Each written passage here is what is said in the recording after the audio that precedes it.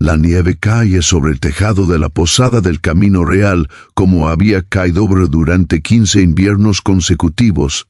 Pero Elena Montero ya no la veía con los mismos ojos.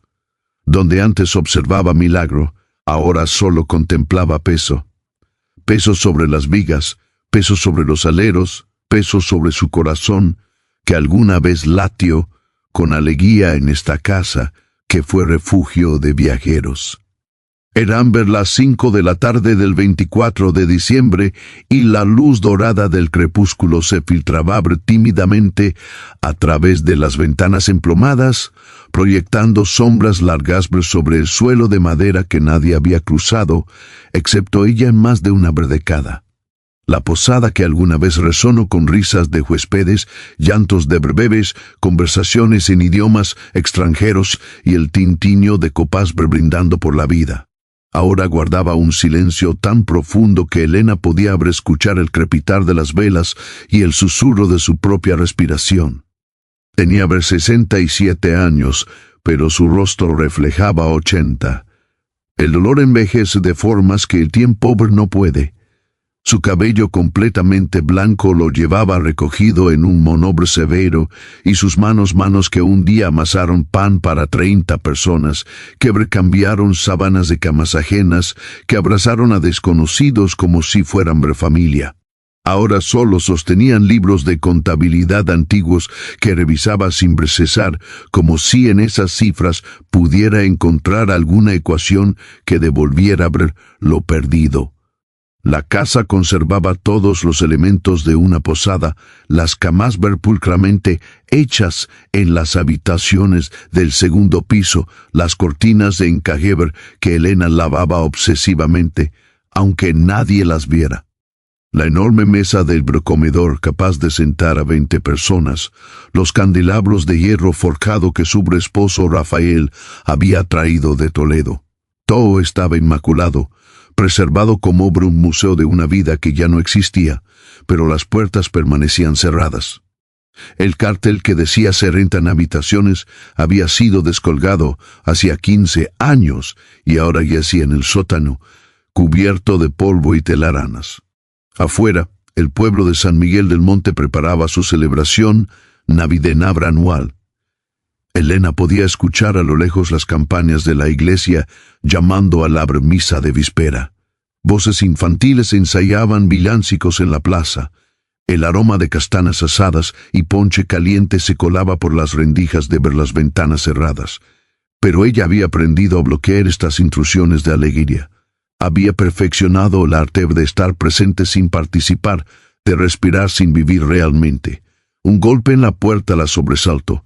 Señora Elena era la voz de Carmen, su vecina más persistente. Venimos a cantarle, es Nochebuena, pero Elena no se movió. Desde su sillón junto al fuego moribundo de la chimenea, simplemente esperó. Sabía que si permanecía en silencio lo suficiente se irían. Y así fue. Después de 3 villancicos cantados con entusiasmo decreciente y varios intentos más de llamar su atención, las voces se alejaron, llevándose consigo sus buenas intenciones. «Pobre mujer», escuchó Elena murmurar a Carmen mientras se alejaban. 15 años y sigue encerrada con sus fantasmas. «No con mis fantasmas», pensó Elena amargamente. «En ausencia de ellos. Esa es la maldición. No me persiguen. Me abandonaron». Se levantó lentamente. Sus rodillas protestaban con cada movimiento y caminó hacia el comedor. «Ali». Sobre la repisa de la chimenea apagada, descansaba una caja de música de madera de cerezo con incrustaciones de nácar. Era una pieza exquisita que Rafael le había regalado en su 20º aniversario de bodas. La tapa tallada mostraba una escena navideña, una familia reunida alrededor de una mesa con un bebé en brazos de su madre. El enabre no la había abierto en 15 años, no porque temiera que no funcionara. Rafael era un artesano meticuloso y la caja estaba perfectamente conservada, sino porque sabía exactamente qué melodía tocaría Noche de Paz, y sabía también que esa melodía liberaría recuerdos que había trabajado exhaustivamente en mantener encerrados como si su cordura dependiera de ello. La casa crujió con el viento. La nieve arreciaba afuera, transformándose de suave caída en tormenta. Elena caminó hacia la ventana y observó cómo la carretera principal, ese camino por el que habían llegado tantos viajeros a lo largo de 40 años, comenzaba a cubrirse de blanco, volviéndose intransitable. Bien, pensó con una satisfacción amarga, porque nadie viaje esta noche, que todos se queden en sus casas con sus familias intactas. Regresó a su sillón y tomó el libro de contabilidad. Lo abrió en una página al azar. 12 agosto 1998. Familia Hernández, 4 personas. 3 bernoches. Pagaron en efectivo. La niña pequeña tenía fiebre. Le di manzanilla y vermil. Al margen, con la letra perfecta de Rafael, una nota. Elena preparó sopa extra. La niña mejoró. Nos abrazaron al partir. Cerró el libro bruscamente. Estos registros eran su peor tortura y su único consuelo. Página tras página de vidas que habían cruzado su umbral, familias en peregrinación, comerciantes de paso, parejas de luna de miel. Y él, músicos ambulantes, incluso refugiados prepolíticos en tiempos difíciles. Su posada había sido un puerto seguro, un punto luminoso en la oscuridad de la carretera. Rafael siempre decía, no hospedamos huéspedes, Elena, hospedamos almas. Y su hijo Miguel había heredado esa filosofía. Miguel, con sus 28 años y su risa contagiosa, que estudiaba arquitectura, pero dedicaba sus veranos a ayudar en la posada. Miguel, que la última vez que Elena lo vio, partía con su padre hacia la ciudad para comprar provisiones para la cena navideña de aquel año fatídico. El camión se salió de la carretera durante una tormenta de nieve similar a esta. Los encontraron 3 días después, cuando el hielo se derritió lo suficiente para que los equipos de rescate pudieran llegar. Rafael murió en el impacto. Miguel sobrevivió 2 días en el hospital antes de partir también, sin recuperar la conciencia, sin poder decir adiós. Elena cerró la posada el día del funeral, corrió las cortinas, trabó las puertas. Bill construyó una muralla invisible, pero impenetrable entre ella y el mundo. Los vecinos insistieron durante meses, luego durante años. Eventualmente aprendieron a dejarla en paz. La viuda loca de la posada del Camino Real, la mujer que rechazaba la Navidad, que escupía ante la mención de palabras como esperanza, obra, bendición. Bendición, había gritado una vez a Carmen. ¿Llamarías bendición a que te arranque en el corazón del pecho mientras aún late, la noche caía completamente? Ahora Elena encendió 3 velas, solo 3, porque más sería un desperdicio, y se preparó por una cena frugal, pan duro, queso, una manzana. No había preparado cena navideña en 15 años. ¿Para quién? Para fantasmas que no aparecía. Para un Dios que permitió que su familia fuera destruida en vísperas de celebrar su nacimiento. Comió en silencio, masticando mecánicamente sin saborear nada. Afuera, la tormenta rugía ahora con furia completa. El viento aullaba entre los árboles como un animal herido. La nieve se acumulaba contra las ventanas. La carretera habría desaparecido completamente bajo el mantobro blanco. Elena lavó su plato, apagó 2 de las 3 velas, dejando solo una para alumbrar su camino a la cama, y se dirigió hacia la escalera. Fue entonces cuando escuchó los 3 golpes fuertes, insistentes, desesperados. Elena se detuvo con el pie en el primer escalón. Su corazón, que había aprendido a latir con ritmo monótono, súbitamente aceleró. 3 golpes más urgentes. No susurró Elena para sí misma. No esta noche, no cualquier noche. Pero los golpes continuaron, y entre los aullidos del viento creyó escuchar algo más. El berranto débil, inconfundible, de un bebé recién nacido. Elena cerró los ojos con fuerza. Sus manos se aferraron a la barandilla. Durante 15 años había mantenido esas puertas cerradas. Durante 15 años había resistido cada impulso de volver a ser quien fue. Los golpes se hicieron más desesperados, Y entonces ver contra toda su voluntad, contra todo el muro que había construido ladrillo a ladrillo alrededor de su corazón destrozado, Elena Montero caminó hacia la puerta principal. Sus manos temblaban mientras corría el cerrojo. No sabía que al abrir esa puerta no solo dejaría ver entrar a 3 viajeros perdidos en la tormenta, dejaría entrar también a la posibilidad de un milagro que ella había declarado muerto hacía mucho tiempo. La puerta se abrió con un chirrido que pareció resona. Ahora en el silencio acumulado de 15 años, una ráfaga de viento helador golpeó el rostro de Elena, trayendo consigo remolinos de nieve que se colaron al recibidor como intrusos no invitados. La vela solitaria que sostenía tembló violentamente a punto de extinguirse, y entonces los vio en el umbral, cubiertos por una capa de nieve que los hacía ver parecer estatuas recién esculpidas en hielo. Había un hombre joven y una mujer aún más joven. Él tenía quizás 30 años, rostro de facciones suaves, pero marcado por la fatiga extrema. Ella no aparentaba más de 22, con el cabello oscuro pegado a su frente por la nieve derretida, los labios azulados por el frío. Pero fue lo que ella sostenía contra su pecho lo que hizo que Elena retrocediera involuntariamente, un bulto envuelto en mantas empapadas, pero del cual emergía el llanto débil pero persistente de un bebé. «Por favor», dijo el hombre y su voz sonaba ronca, desesperada. «Por favor, señora, nuestro auto se averió a 2 kilómetros de aquí. El bebé nació hace apenas 3 días. Mi esposa no puede seguir caminando». 5 y la luz de su ventana y no terminó la frase. Sus piernas se dieron ligeramente y tuvo que apoyarse en el marco de la puerta. Elena se quedó paralizada. Todas las alarmas de su sistema de defensa cuidadosamente construido sonaban al unísono. «Cierra la puerta, di que no hay lugar. Mandales para el pueblo, cualquier cosa menos esto». Pero la mujer levantó la mirada hacia ella en ese momento y Elena sintió que algo se quebraba en su interior. Los ojos eran del color exacto de la miel cuando la luz la atraviesa, grandes expresivos, desesperados pero también llenos de una ternura feroz hacia el bulto que sostenía. Elena había conocido esos ojos antes. Él os había visto cada día durante 25 años en el rostro de su nuera, la esposa de Miguel, quien había muerto junto a ellos en aquel accidente, embarazada de 3 meses de lo que habría sido el primer nieto de Elena. «Imposible», pensó Elena. «Es el cansancio, la soledad. Estás viendo cosas que no existen. No tenemos dinero ahora», continuó el hombre con voz quebrada.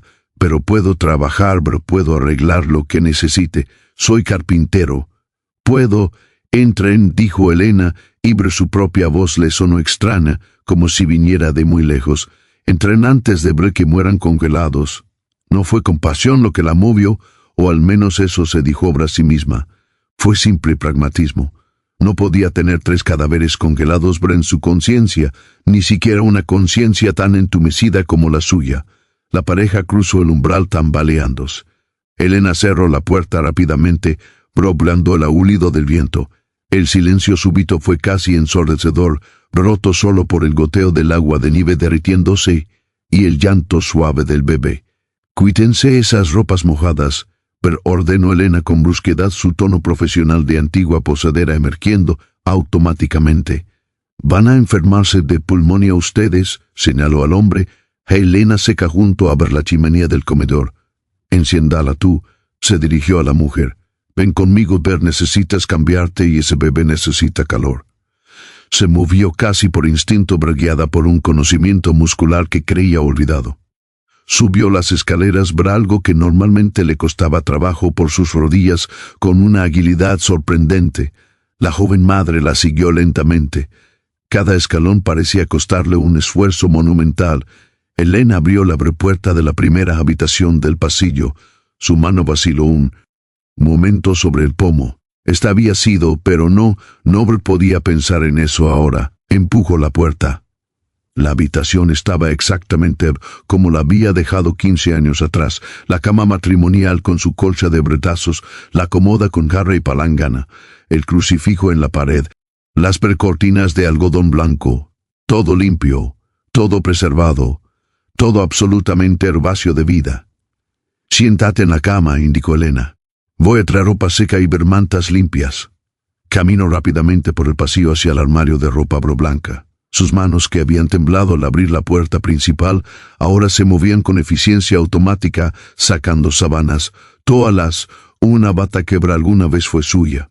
Del closet de su propia habitación extrajo un camisón limpio que nunca había usado, aun con la etiqueta. Cuando regresó, la joven madre había logrado sentarse en la cama y mecía al bebé con movimientos exhaustos, pero tiernos. Elena se acercó y por primera vez vio claramente el rostro del recién nacido. El mundo se inclinó levemente sobre su eje. El bebé tenía la piel rosada de quien acaba de llegar al mundo, los ojos cerrados, una mata de cabello negro, pero su perfil, la forma de su nariz diminuta, la curva de sus labios. Elena había visto ese mismo rostro en fotografías amarillentas, en retratos antiguos. Era el rostro de Miguel cuando nació, era su propio rostro cuando era bebé. «Estás perdiendo la razón», Sebre dijo firmemente. «Todos los bebés se parecen». «¿Cómo se llama?», preguntó sorprendiéndose a sí misma con la pregunta. «Emanuel», respondió la mujer con voz suave, «significa Dios con nosotros. Nació en la víspera del solsticio de invierno cuando la noche es más larga. Mi madre decía que los bebés que nacen en la noche más oscura traen la luz más brillante». Elena sintió un nudo en la garganta. Miguel había nacido también en el solsticio de invierno. «Cambiate», dijo bruscamente, dejando la ropa sobre la cama. «Bajaré a preparar algo caliente». «El bebé está siendo amamantado», la mujer asintió. «Entonces necesitas caldo, algo sustancioso. Y tú», miró al bebé, «necesitas estar seco y caliente». Salió de la habitación casi huyendo. Bajó las escaleras con rapidez. En el comedor, el hombre había logrado encender un fuego que ahora crecía vigorosamente, proyectando sombras danzantes en las paredes. Él se había quitado su chaqueta empapada y estaba de pie frente al fuego, frotándose las manos. Cuando se volvió hacia Elena, ella se detuvo en seco. La sonrisa era exactamente la sonrisa de Rafael, no solo similar, exactamente la misma, esa forma en que un lado de su boca se elevaba ligeramente más que el otro, creando una expresión entre traviesa y compasiva, esa forma en que sus ojos se arrugaban en las esquinas. «Gracias», dijo el hombre, y hasta su voz tenía el timbre cálido que Elena había amado durante 40 años. No sabe cuánto significa esto. Cuando vi su luz pensé que era un milagro. María, mi esposa, estaba al borde del colapso. «¿Cómo se llama usted?», preguntó Elena, su voz apenas un susurro. «José», respondió él. «José Herrera, soy carpintero. Como le dije, veníamos desde el sur buscando trabajo en la ciudad, pero el bebé se adelantó y bueno, aquí estamos sin dinero, sin transporte, en medio de una tormenta de nieve en Nochebuena. José María Emanuel». Elena sintió que las paredes del comedor se movían ligeramente, pero no era posible. Era demasiada coincidencia o demasiado poco coincidencia. Era. «Se logró decir, voy a preparar algo de comer».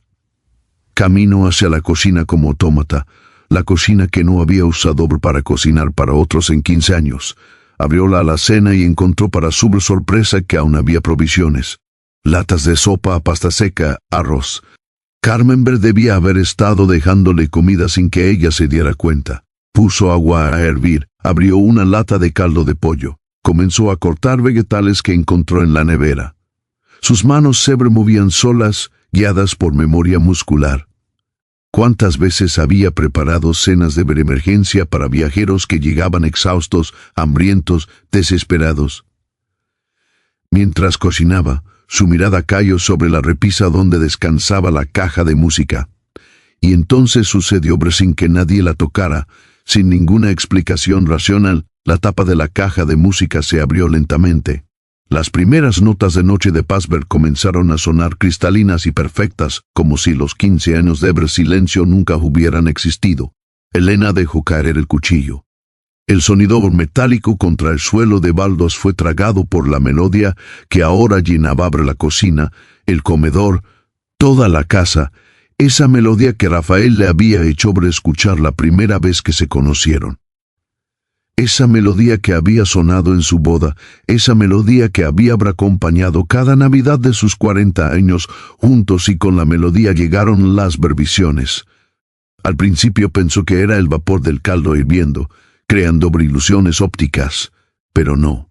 Las imágenes eran demasiado claras, demasiado vividas. Vio superpuesta sobre su cocina moderna otra cocina, la misma, pero diferente, más antigua, con utensilios de cobre colgando un fogón de leña en lugar de estufa de gas.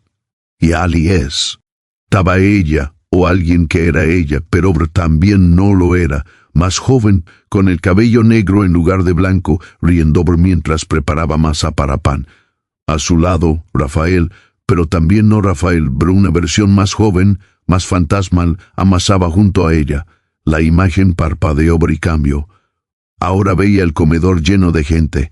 Reconoció algunos rostros, la familia Hernández del libro de contabilidad, los músicos ambulantes que se quedaron una semana en el invierno de 1995, la pareja de refugiados políticos de 1989, todos sentados alrededor de la gran mesa, riendo, compartiendo comida, contando historias, y allí, al centro de la mesa, Rafael levantando una copa, pronunciando un brindis por todos los que encuentran puerto seguro bajo este techo, por todos los que llegan como extraños y parten como familia. Otra imagen, Miguel de niño corriendo por los pasillos, persiguiendo a los hijos de huéspedes. Su risa resonando en las paredes. Miguel adolescente ayudando a ver un anciano a subir sus maletas. Miguel adulto abrazando a su padre después de ver anunciar que se casaría, que tendría su propia familia, que continuaría el legado de la posada. Las visiones se sucedían cada vez más rápido, como Westberg de un libro pasándose a velocidad imposible. Cada imagen mostraba actos de hospitalidad, momentos de gracia, instantes en que la posada del Camino Real había sido exactamente lo que su nombre prometía. Un refugio real, un pedazo de cielo en la tierra. Y entonces vio algo que la hizo caer de rodillas sobre el suelo de la cocina. Se vio a sí misma, no como era ahora, sino como había sido 30 años atrás, abriendo la puerta en otra noche de tormenta. Otra familia en el umbral, también con un bebé. La versión joven de Elena invitándolos a pasar, preparándoles por comida, dándoles la mejor habitación. Al día siguiente, cuando partieron, el padre le había dicho, que Dios bendiga esta casa, usted no hospedó extraños noche, hospedó ángeles.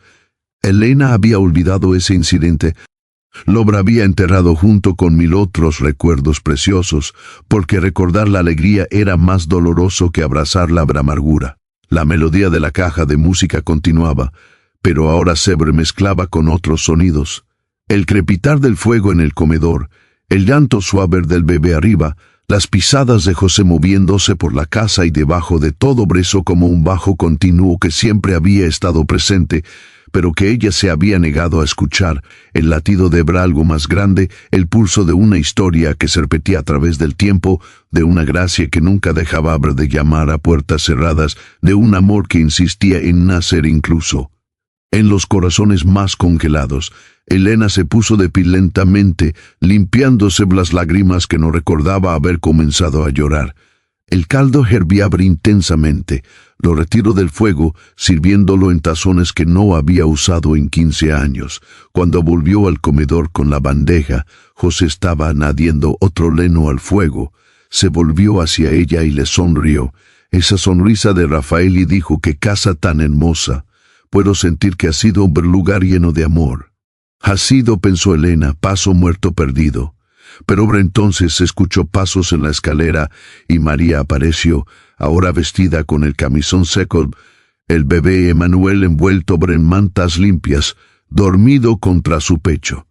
Y cuando María entró al círculo de luz del fuego, algo en su rostro, quizás el ángulo de la luz, quizás el reflejo o de las llamas, la hizo parecer por un momento no solo similar a la vernuera de Elena, sino a todas las madres jóvenes que alguna vez habían cruzado sobre ese umbral, a María de Nazaret buscando posada, a Elena misma cuando fue madre primeriza, a cada mujer que alguna vez sostuvo vida nueva contra su pecho y supo que sostener vida significa también abrazar la posibilidad de perderla. «Cien», dijo Elena, su voz más suave ahora, «coman luego dormirán». Mientras ver los tres comían en silencio, Elena permaneció de pie junto a la chimenea, incapaz aún de sentarse a la mesa con ellos. La caja de música había dejado de resonar, pero la melodía seguía resonando en su cabeza.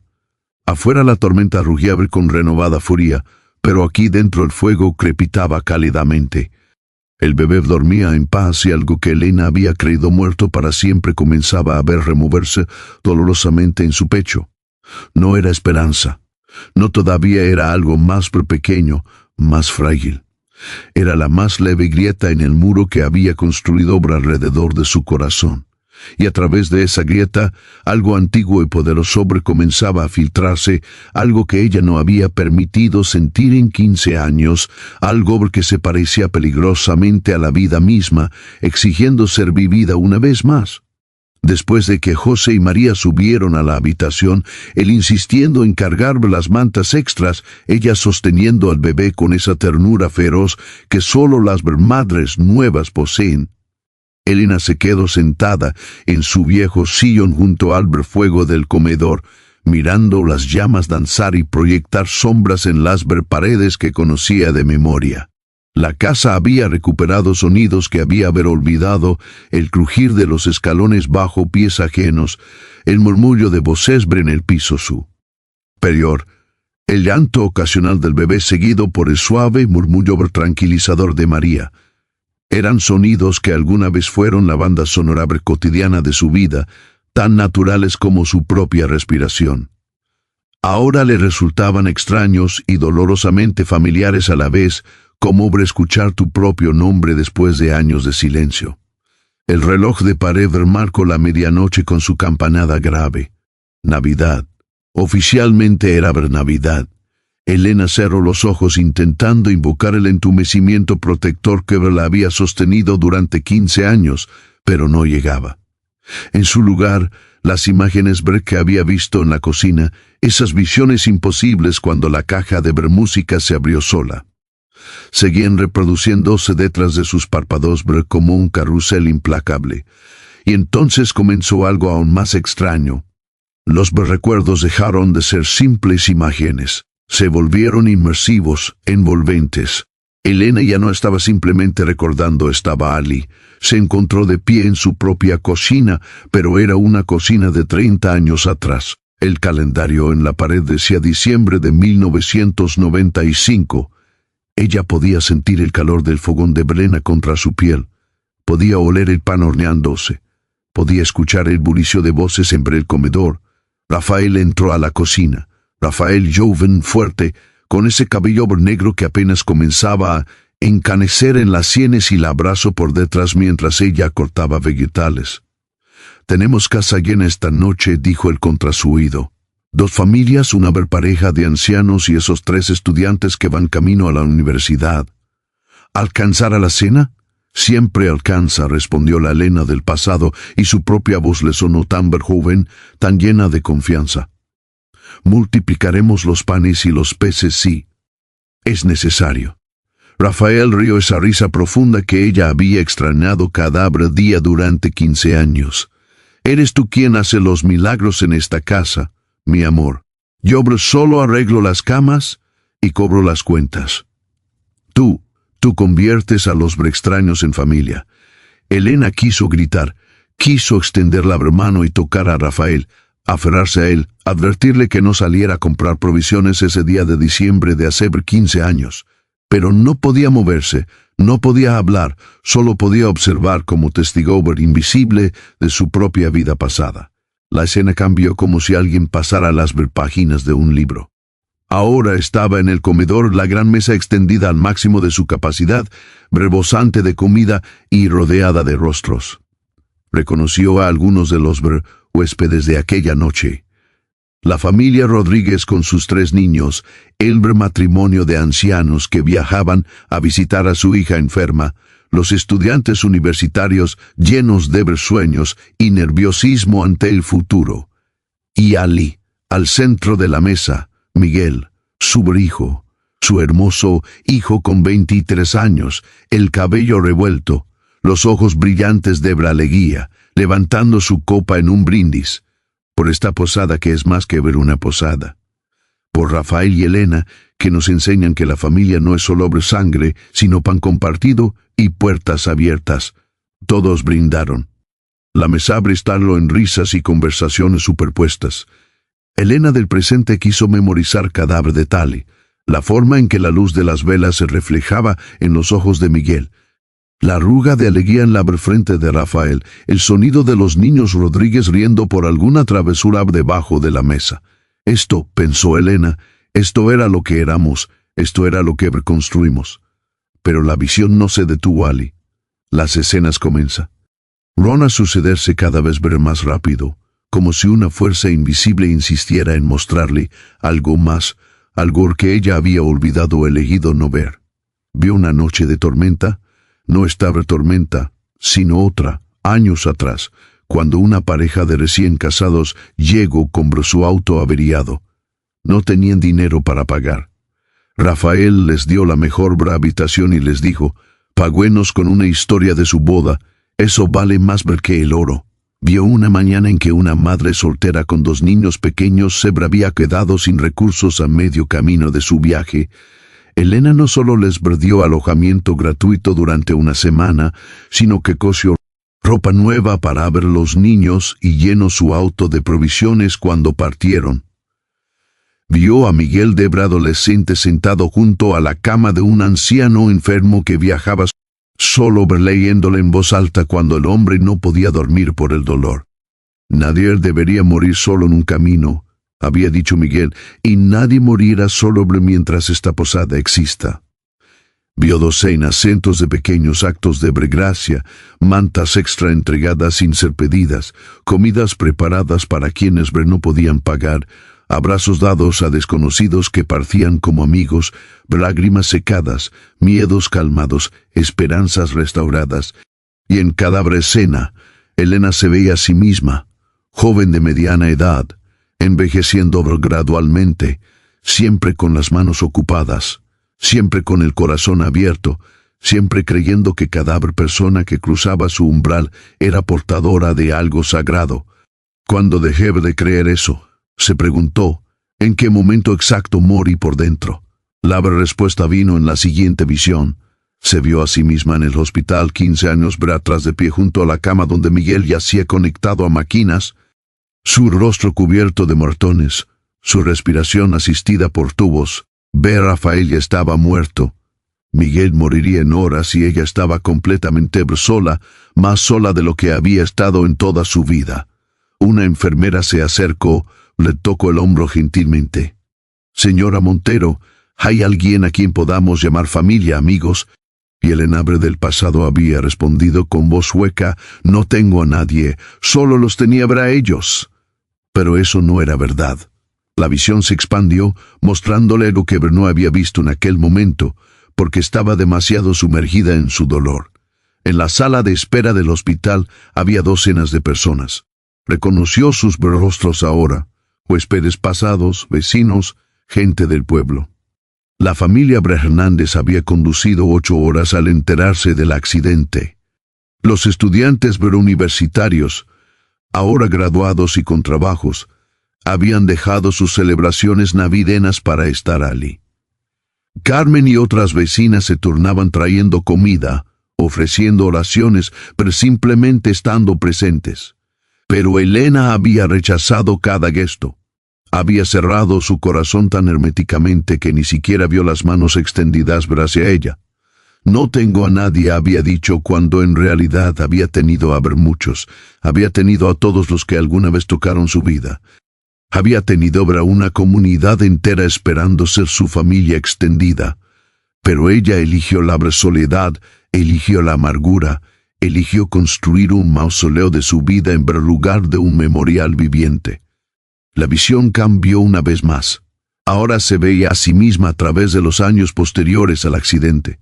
Se vio cerrando la puerta a Carmen cuando venía a ver con sopa. Se vio ignorando cartas de antiguos huéspedes que querían ofrecerle condolencias.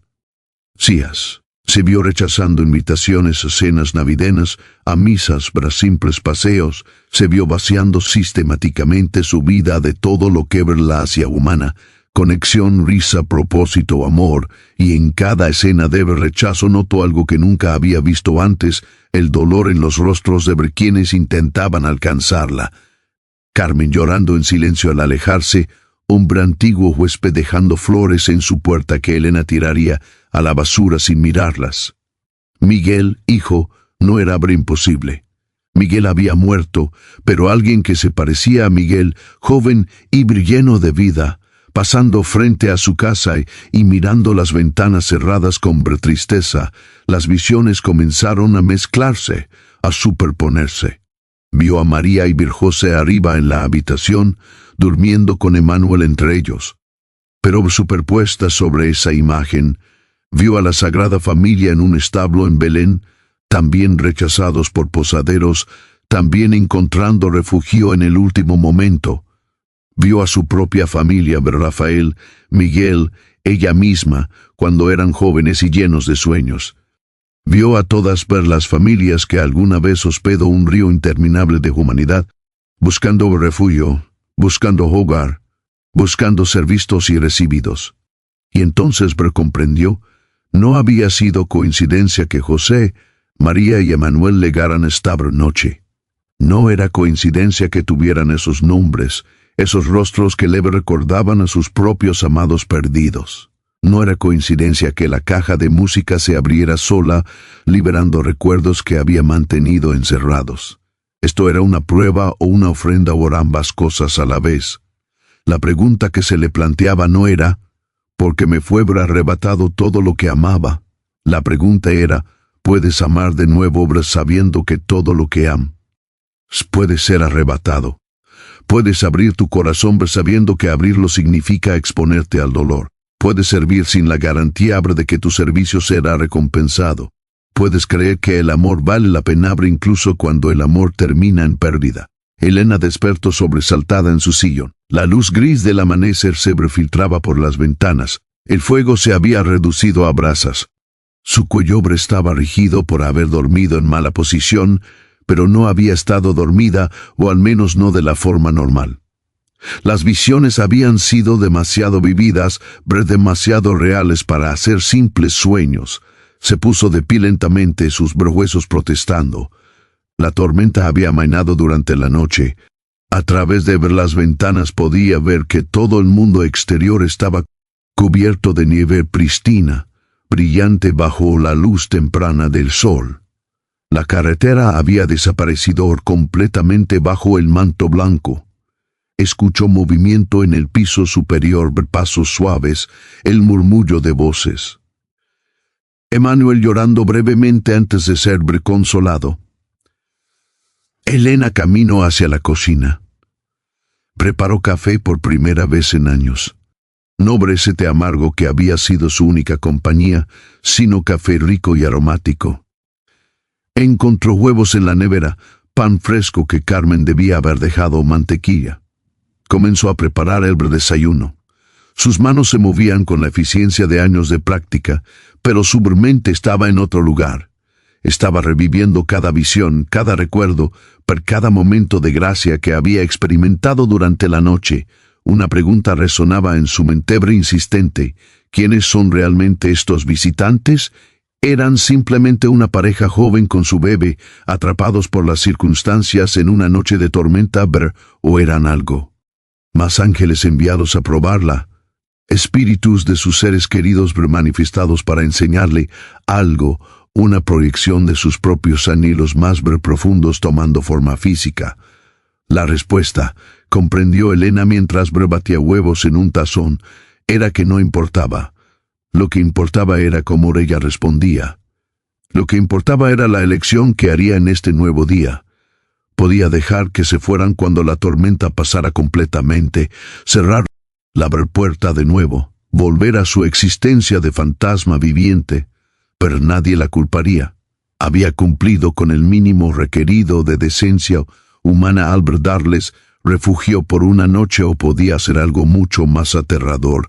Podía elegir vivir de nuevo. José bajó primero, lavado y peinado, todavía usando la ropa prestada que Elena le había dado la noche anterior. Sus propias ropas colgaban junto al fuego del comedor, ahora secas. «Buenos días», dijo, y de nuevo esa sonrisa de Rafael, esa calidez. La tormenta pasó. «Creo que hoy podremos llegar al pueblo, encontrar un mecánico para el auto». Elena se volvió hacia él sosteniendo la espátula. Por un momento no dijo nada, simplemente lo miró. Vio en su rostro cansancio, pero también esperanza. Vio a un hombre joven tratando de ser fuerte para su familia, cargando el peso de la responsabilidad, haciendo lo mejor que podía con recursos limitados. Vio a Rafael, vio a Miguel, vio a cada hombre bueno que alguna vez había conocido, vio humanidad en su forma más vulnerable y más noble. «Cuídense», dijo Elena, y las palabras salieron antes de que pudiera detenerlas. «Cuídense hasta que el bebé esté más fuerte, hasta que María se recupere completamente del parto, hasta que hayan descansado de verdad». José parpadeó sorprendido. «Señora, ya hizo demasiado por nosotros. No podemos abusar de su generosidad». «Noble generosidad», interrumpió Elena, sorprendiéndose a sí misma con la firmeza de su voz. «Ese es lo que esta casa fue construida para hacer. Es lo que debía haber seguido haciendo hace años». María apareció en la entrada de la cocina en ese momento, sosteniendo a Emanuel contra su hombro. El bebé estaba despierto, sus ojos oscuros mirando alrededor con esa curiosidad vaga de los recién nacidos. Elena se acercó a ella. Sus pies se movieron solos sin consultar a su cerebro, y extendió los brazos. «¿Puedo?», preguntó, su voz apenas un susurro. María sonrió y sin dudar colocó al bebé en los brazos de Elena. Y en el momento en que Elena sostuvo a Emanuel contra su pecho, algo dentro de ella, que había estado congelado durante 15 años, se quebró completamente. No fue un proceso gradual, fue instantáneo y total, como hielo roto por agua hirviendo, como dique reventado por presión acumulada. Las lágrimas vinieron sin advertencia, grandes y calientes, rodando por sus mejillas mientras miraba el rostro diminuto de Emanuel. El bebé la observó con esa solemnidad antigua que tienen los recién nacidos, como si acabara de llegar de algún lugar que recordaba grandes verdades que los adultos habían olvidado. «Lo siento, soy Elena», aunque no sabía exactamente a quién le hablaba. «Lo siento mucho. Cerré mi corazón, cerré las puertas. Dejé que muriera todo lo que ustedes construyeron, pero lo siento». José y María intercambiaron miradas, sus rostros llenos de compasión. «No tiene que disculparse», dijo María suavemente, poniendo su mano sobre el hombro de Elena. «El dolor es razón suficiente para cerrar puertas, pero el amor siempre es razón suficiente para abrirlas de nuevo». Emanuel emitió un pequeño sonido, algo entre bostezo y suspiro. Sus deditos se cerraron alrededor del índice de Elena con una fuerza sorprendente, y en ese agarre diminuto, Elena sintió ancla, sintió conexión, sintió propósito, sintió por primera vez en 15 años que quizás, solo quizás, aún había razones para estar viva en este mundo. El desayuno fue la primera comida compartida que Elena había tenido en 15 años. Se sentaron los tres alrededor de la gran mesa del comedor. Esa mesa que alguna vez albergó a 20 personas y que durante tanto tiempo había permanecido vacía como un monumento a la soledad. Elena sirvió huevos revueltos, pan tostado, café caliente, jugo de naranja. Comida simple, pero preparada con manos que habían recordado cómo cocinar con amor en lugar de simplemente con obligación. Emanuel dormía en una improvisada cuna que José había construido esa mañana usando cojines del sofá y mantas. Elena se había maravillado al verlo trabajar. Sus manos se movían con la misma precisión y cuidado que Rafael había mostrado siempre al reparar algo en la posada. Era carpintero de verdad, no solo de palabra. Esta casa tiene buena estructura, comentó José mientras comía. Los marcos de las ventanas son sólidos. El techo parece estar en buen estado a pesar de los años, pero hay pequeñas cosas que necesitan atención. Esa escalera cruje en el tercer escalón. Ver la puerta del sótano no cierra bien.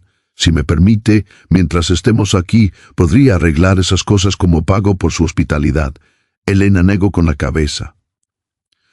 No necesito pago, pero si quieres trabajar, no te lo impediré. Esta casa hizo una pausa buscando las palabras sí o rectas. Esta casa ha estado dormida demasiado tiempo. Quizás es hora de que despierte. María la miró con esos ojos color miel que tanto le recordaban a su nuera. Vivía sola aquí. Es una casa tan grande para ver una persona. Elena asintió lentamente y entonces, para su propia sorpresa, comenzó a hablar. Les contó sobre Rafael y Miguel, sobre la posada que fue durante 40 años, sobre el accidente, sobre los 15 años de puertas cerradas y el corazón congelado. Las palabras salían con dificultad al principio, como agua de una tubería oxidada, pero a medida que hablaba se volvían más fluidas y con cada palabra sentía que algo pesado se levantaba de su pecho. José y María escucharon sin interrumpir, sus rostros mostrando compasión sin lastima, comprensión sin juicio. Cuando Elena terminó, se hizo un silencio no incómodo, sino lleno, un silencio que abrazaba todo lo que había sido dicho y todo lo que permanecía sin decir. Finalmente, José habló. Mi padre era carpintero. También me enseñó que las casas tienen alma, que los lugares donde se ha amado profundamente retienen ese amor en sus paredes, en sus vigas, en sus cimientos. Esta casa miró alrededor del comedor con respeto reverencial. Esta casa tiene un alma hermosa. Puedo sentirla. Estaba dormida así, pero nunca murió. Las almas no mueren, añadió María suavemente. Solo esperan razones para despertar de nuevo. Elena sintió lágrimas nuevas amenazando con caer, pero esta vez las dejó venir. Ya no tenía energía para contenerlas y descubrió que no quería hacerlo. Había pasado 15 años sin llorar, pensando que si no lloraba no sentiría dolor. Pero el dolor había estado allí de todas formas, enquistado, envenenando todo desde dentro. Llorar. Comprendió ahora no era debilidad, era limpieza. Era el primer paso hacia la sanación. Los 3 días siguientes fueron como vivir en un sueño extraño y hermoso. José trabajó en la casa con dedicación silenciosa, arregló el escalón que crujía, reparó la puerta del sótano, reemplazó vidrios rotos en ventanas del segundo piso, engrasó bisagras oxidadas. Elena lo observaba trabajar y cada golpe de martillo, cada tabla reparada, sentía como si estuviera restaurando no solo la estructura física de la posada, sino algo más profundo, la posibilidad misma de que este lugar volviera a ser hogar. María pasaba las mañanas cuidando a Emanuel, pero por las tardes insistía en ayudar a Elena. Juntas lavaron cortinas que no habían sido tocadas en años, sacudieron alfombras, pulieron la plata que Rafael había heredado de su madre. La casa comenzó a brillar de nuevo, a exhalar aire fresco en lugar de ese olor a cerrado y abandono. Y Emanuel, el bebé, era una presencia constante y sorprendentemente tranquila. Lloraba solo cuando tenía hambre o necesitaba ser cambiado, pero el resto del tiempo parecía observarlo todo con esos ojos oscuros y sabios. A veces Elena lo cargaba mientras María descansaba meciéndolo suavemente, cantándole canciones que había cantado a Miguel hace décadas. En esos momentos, sosteniendo al bebé, Elena sentía algo imposible de nombrar. No era que Emanuel reemplazara a su hijo o a su nieto que nunca nació. No era eso. Era más bien que él le recordaba porque valía la pena amar. A pesar de que amar significara eventualmente perder, cada vida era preciosa, cada momento era único. Y cerrar el corazón para evitar el dolor futuro significaba también cerrar la posibilidad de alegría presente. La víspera del tercer día, Elena bajó al sótano por primera vez en años. Encontró lo que buscaba envuelto en sábanas protectoras, el cartel de Breserenta habitaciones que Rafael había tallado él mismo en madera de roble. Pero estaba cubierto de polvo y telaranas, pero intacto. Lo llevó arriba, lo limpió cuidadosamente y se lo mostró a José. —¿Podrías colgarlo de nuevo? —preguntó. En su lugar de siempre, junto a la puerta principal, José sonrió. Esa sonrisa de Rafael y asintió. Será un Bronor. Mientras José trabajaba instalando el cartel, Carmen apareció en el camino luchando contra la nieve todavía alta. Llevaba una canasta recubierta con una toalla. Elena traje pan fresco y se detuvo en seco al ver a José en una escalera colgando el cartel. ¿Qué? Elena abrió la puerta completamente invitándola a pasar por primera vez en 15 años. Carmen, entra. Hay café caliente y quiero que conozcas a mis huéspedes. El rostro de Carmen pasó por una docena de expresiones en segundos. Sorpresa, confusión, esperanza cautelosa y finalmente alegría pura. —¿Huéspedes, estás reabriendo la posada? —Sí —dijo Elena simplemente. —Creo que sí. Carmen dejó caer la canasta y abrazó a Elena con tanta fuerza que casi la tira. Ambas mujeres lloraron. Carmen de felicidad, Elena de algo más complejo. Gratitud mezclada con arrepentimiento por los años perdidos, pero también alivio de que no fuera demasiado tarde para comenzar de nuevo. Carmen entró y conoció a José, María y Emmanuel. Cuando cargó al bebé, sus ojos se iluminaron con ese brillo especial que los recién nacidos provocan en las personas. Es hermoso susurro. Y tú, miró a Elena, tú estás diferente. Estás viva de nuevo. Esto intenta. Dolo, admitió Elena. Es aterrador, pero sí estoy intentándolo. La noticia se esparció por San Miguel del Monte con la velocidad de un incendio forestal. Para ver la tarde, otros vecinos habían llegado, don Pedro con su acordeón ofreciendo tocar música, la familia Jiménez trayendo una olla enorme de pozole, padre Tomás, el sacerdote anciano, con una bendición y lágrimas en los ojos. Al ver la posada llena de vida nuevamente, Elena los recibió a todos, no con la efusividad de antes. Eso llegaría con tiempo si llegaba, pero con puertas abiertas y una tímida sonrisa que prometía más calidez por venir. La casa se llenó de voces, risas, música. Emmanuel fue pasado de brazo en brazo, admirado por todos. José tocó el acordeón con don Pedro, descubriendo que sabía algunas canciones.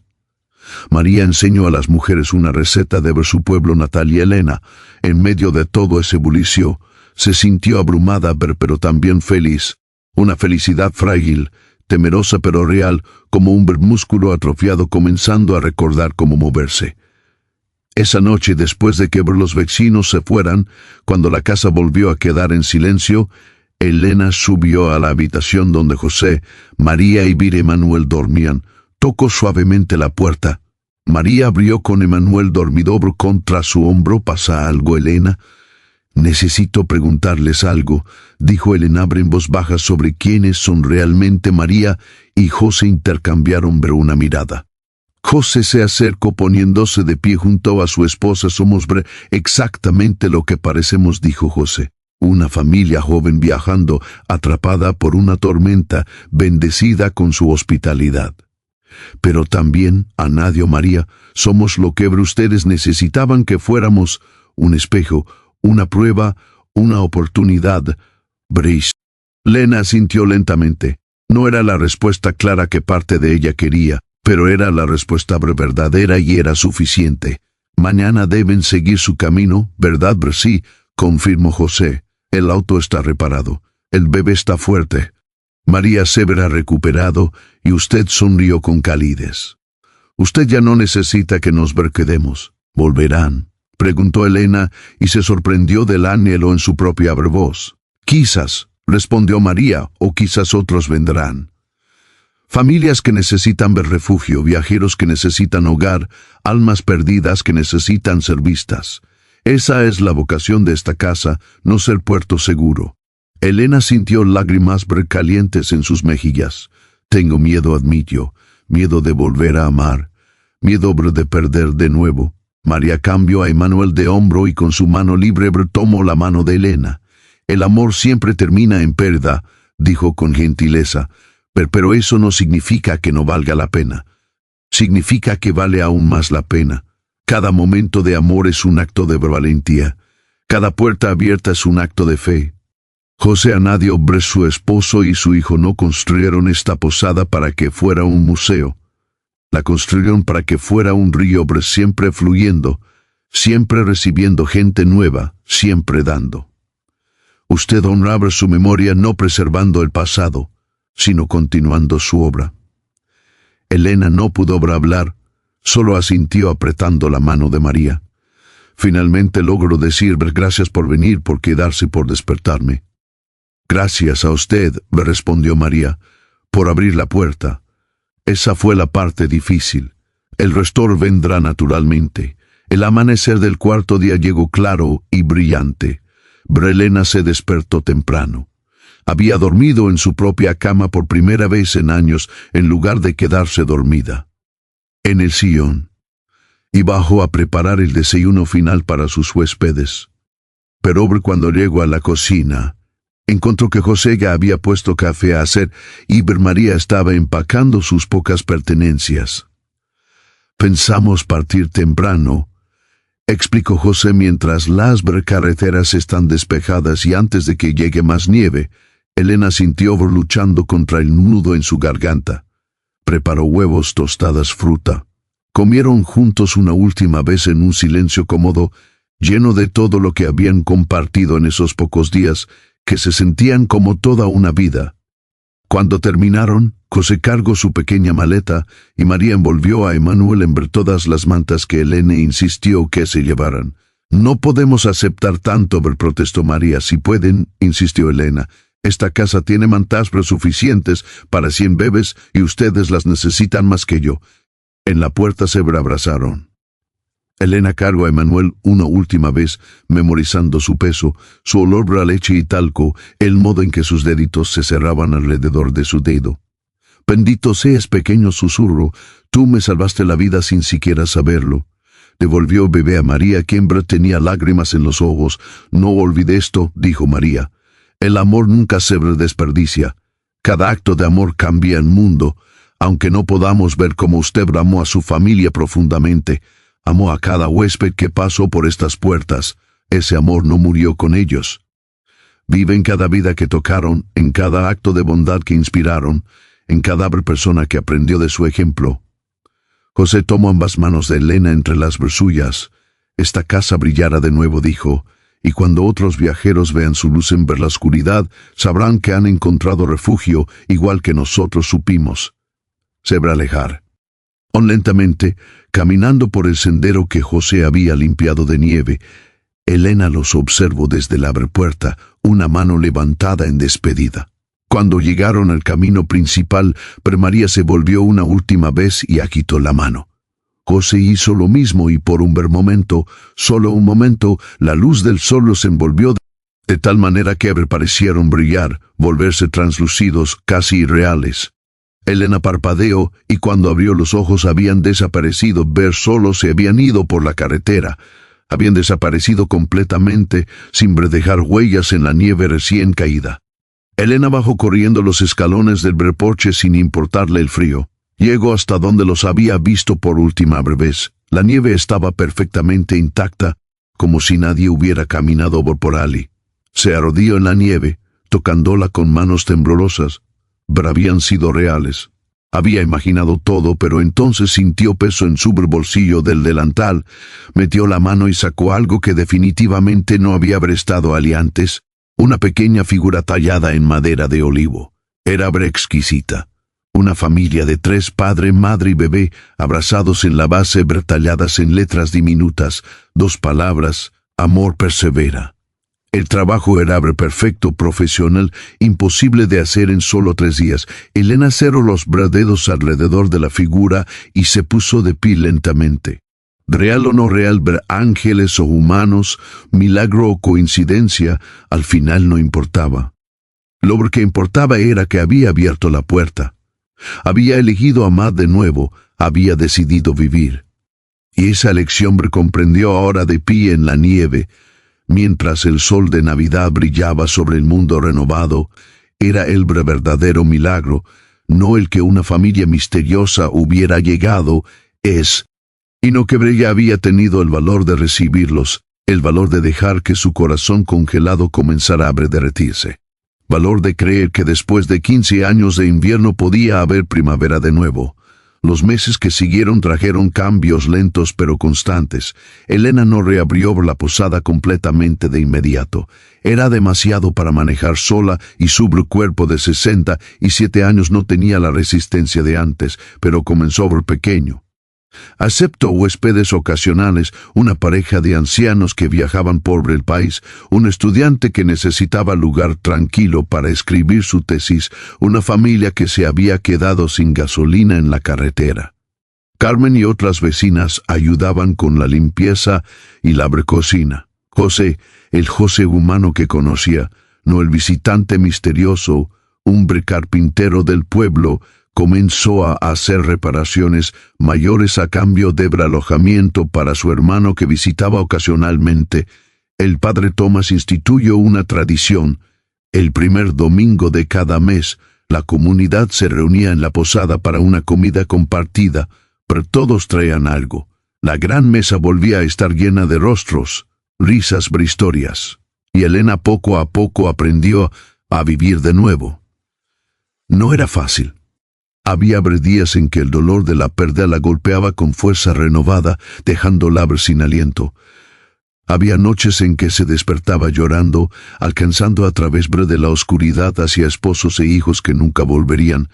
Pero ahora, en lugar de sufrir sola, permitía que otros la acompañaran en su dolor. Carmen se sentaba con ella en las noches difíciles. Los vecinos traían sopa cuando notaban que estaba particularmente triste. El padre Tomás oraba con ella, no tratando de explicarle el sufrimiento, sino simplemente estando presente en él. Y Elena hacía lo mismo por otros. Cuando una joven viuda del pueblo perdió a su esposo en un accidente, Elena fue la primera en llegar a su puerta, trayendo no palabras vacías de consuelo, sino la presencia silenciosa de alguien que entendía. El dolor compartido es dolor disminuido, le había dicho a la joven, y la alegría compartida es alegría multiplicada. Por eso necesitamos comunidad, no para eliminar el sufrimiento, sino para no sufrirlo solos. Un año después de aquella Nochebuena, Elena estaba en la cocina preparando la cena navideña anual de la posada, una tradición que había reiniciado cuando escuchó un auto detenerse afuera. Era una familia joven, madre, padre, 2 niños pequeños. El auto tenía matrícula de otro estado. «Disculpe», dijo el padre cuando Elena abrió la puerta. Vimos su cartel. Veníamos hacia la ciudad, pero se nos hizo tarde y los niños están cansados. Tendría habitaciones disponibles para esta noche. Elena miró a los niños, un niño de quizás 5 años y una niña de 3, ambos con ojos somnolientos pero curiosos. «Sí», dijo Elena, su voz cálida. «Sí, tengo espacio. Entren, por favor, estoy preparando cena. Hay suficiente para todos».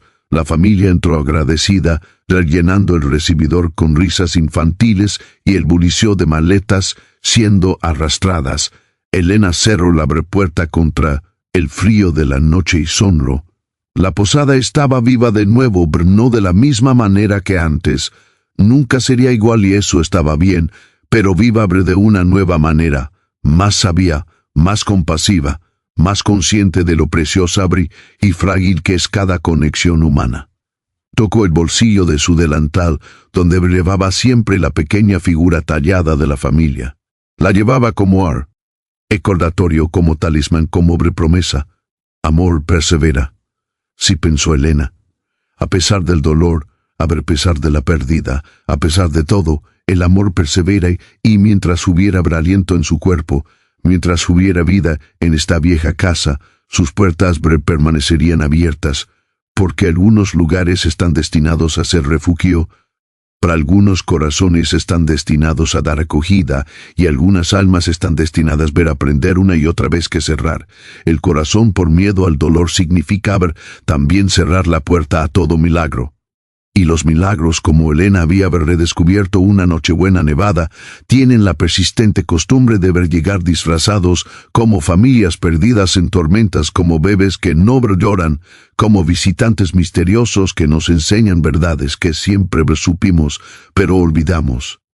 Esa noche, mientras la nueva familia dormía arriba y los vecinos comenzaban a llegar para la celebración, Elena encendió la caja de música. Noche de paz, llenó la casa dulce y clara. Y Elena, por primera vez en 16 años, cantó junto con ella. Fin.